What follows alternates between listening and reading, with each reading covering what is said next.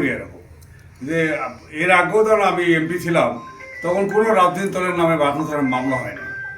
Even কি তখন অন্য আওয়ামী লীগ সহ যারা ছিল তাদের নামে কোনো মামলা হয়নি। আজকে গত এই স্বৈরাচার বিজয়ের যে বাকরুল 6 জন লোক মারা গেছে। এই 6 জন লোকে মারা গেলে 6টা মামলা অতীত ছিল এবং হয়রানিমূলক মামলা করে আওয়ামী লীগের লোকজনকে আমরা দিতে পারতাম। এখানে বাকরুল ছাড়া কোনো লোকের নামে অন্তত আমাদের দলের পক্ষ থেকে আমরা মামলা করি নাই। তো এবারে 5 তারিখের পরে এই বাকরুলতে আমরা এই নবী ভাই দামোদ ইসলাম এবং সহ আরও রাজনৈতিক দল যারা আছে এবং বিশেষ করে ইউনোকে নিয়ে আমরা বাংলাদেশ জনগণকে নিয়ে এখানে শান্তি রক্ষার চেষ্টা করেছি। তো সেখানে এটা একটা ধারাবাহিকতা। আমি চাই যে ভবিষ্যতেও এই রাজনীতি অব্যাহত থাকবে এবং এই রাজনীতি অব্যাহত আছে বিদায় এই বাকরুলে কিন্তু সন্ত্রাসটা অনেক কম হয়েছে।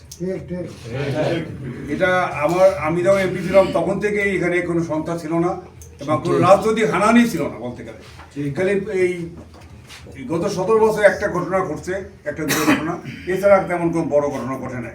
তো এটা একটা রাজনৈতিক যে সহাবস্থা, একসাথে সহাবস্থা, এইটা বাকরুল থানা আছে।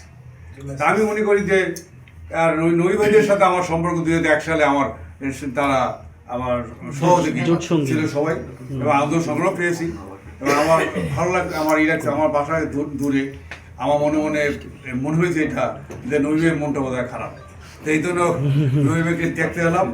তো আমি মনটা খারাপ দেখি না, কারণ হলো নবী ভাই অলরেডি এমপি হয়ে গেছে।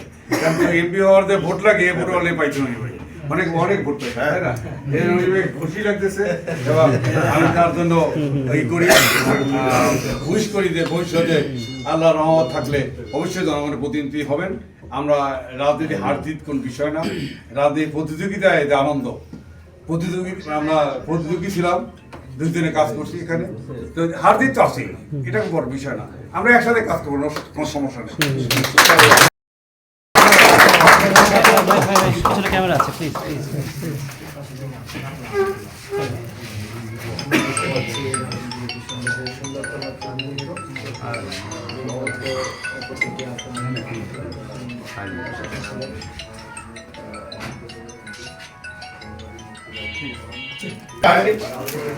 আমাদের মাঝে সংক্ষিপ্ত আমাদের উদ্দেশ্যে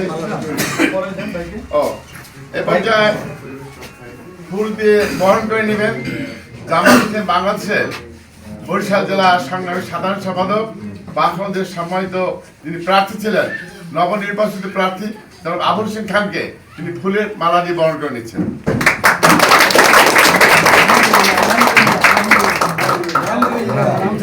সম্মানিত নেতৃবৃন্দের পর্যায়ে